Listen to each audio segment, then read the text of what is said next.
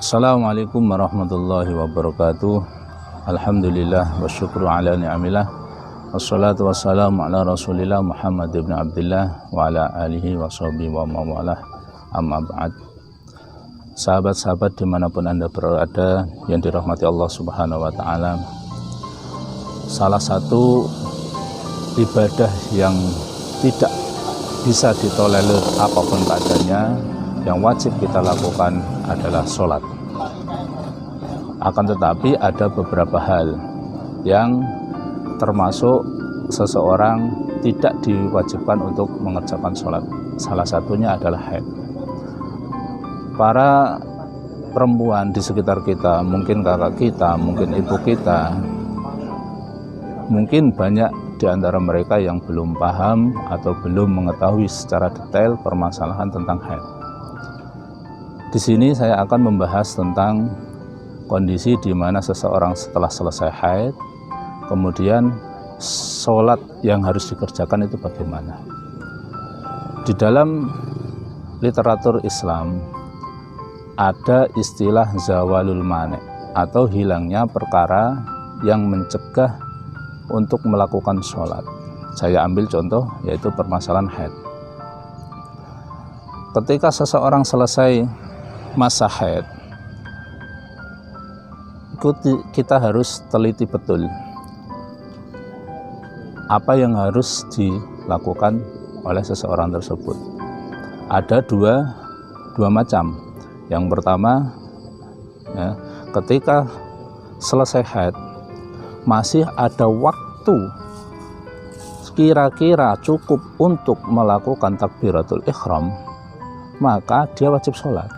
Contoh, ketika sholat duhur, seorang perempuan masih dalam kondisi haid, tetapi sebelum asar dia sudah bersih, sudah suci, sudah tidak mengeluarkan darah lagi,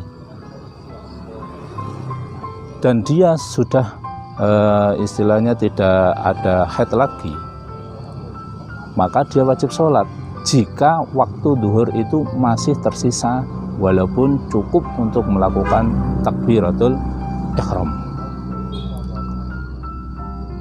Maka ketika seperti itu, selesai haid kemudian terbentur dengan adzan asar, maka duhurnya wajib diqodok dengan syarat salamah minal mawani qadrat thaharah wassalah.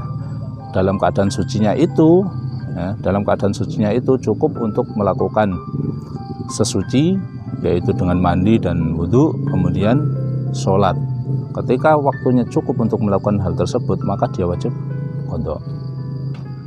Yang kedua, ketika selesai haidnya atau sucinya itu di waktu yang bisa dijamak dengan waktu sebelumnya. Contoh di sini asar bisa dijamak pada waktu duhur, atau sucinya itu dalam waktu isya ini juga bisa dijamak dengan waktu sebelumnya, yaitu maghrib. Ketika seorang perempuan suci dari haid di waktu asar dan waktunya masih cukup untuk melakukan takbiratul ihram, maka dia juga wajib untuk qodok sholat tersebut, begitu juga qodok waktu sebelumnya. Jadi dia wajib untuk melakukan jamak antara qodok zuhur dan asar. Ketika sucinya di waktu isya, maka wajib melakukan sholat isya, begitu juga sholat maghrib, dengan syarat as-salamah minal mawani qadrul fardhain wa thaharah. Dengan syarat sucinya tersebut itu cukup untuk melakukan sesuci dan juga melakukan dua sholat yang diqodok tersebut. Ini perlu kita garis bawahi, perlu kita tekankan kepada para perempuan-perempuan di sekitar kita, entah itu istri kita, ibu kita, saudara-saudara kita. Mereka wajib tahu permasalahan ini, dimana ketika dia suci kok waktunya itu masih cukup untuk melakukan takbiratul ihram, maka dia wajib qodok. Dan ketika waktunya itu bisa dijamak dengan waktu sebelumnya, dia wajib qada 2 sholat. Tadi saya contohkan di waktu asar, maka dia wajib qada waktu sholat asar dan juga sholat duhur. Begitu juga ketika bersihnya di waktu sholat isya, dia wajib qada sholat isya dan juga sholat maghrib. Sekian yang dapat saya sampaikan, kurang lebihnya mohon maaf. Wassalamualaikum warahmatullahi wabarakatuh.